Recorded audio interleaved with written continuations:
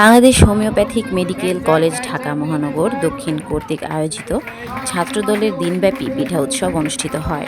উক্ত অনুষ্ঠানে প্রধান উদ্ভাবক অধ্যাপক ডক্টর ইলিয়াস আল মামুন, সম্মানিত chairman governing body Bangladesh homeopathic medical college ও হাসপাতাল, প্রধান অতিথি হামিদুর রহমান হামিদ, সদস্য জাতীয় নির্বাহী কমিটি বিএনপি, বিশেষ অতিথি ডক্টর মোহাম্মদ মুজিবুল্লাহ মুজিব, সাবেক সভাপতি বাংলাদেশ সভাপতি মেডিকেল কলেজ ছাত্রদল এবং সহ সাংগঠনিক সম্পাদক বাংলাদেশ জাতীয়তাবাদী স্বেচ্ছাসেবক দল কেন্দ্রীয় সংসদ, বিশেষ অতিথি ডক্টর শফিকুল আলম নাদিব, সাবেক সভাপতি বাংলাদেশ হোমিওপ্যাথিক মেডিকেল কলেজ ছাত্রদল এবং যুগ্ম আহ্বায়ক বাংলাদেশ জাতীয়তাবাদী যুবদল ঢাকা মহানগর দক্ষিণ।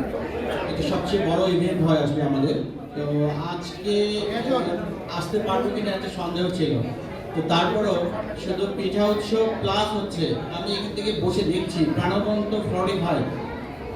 তো এই যে নামগুলো দিয়েছে প্রাণবন্ত 45 পিঠাপুলি, আমার দেখে খুব ভালো লাগছে।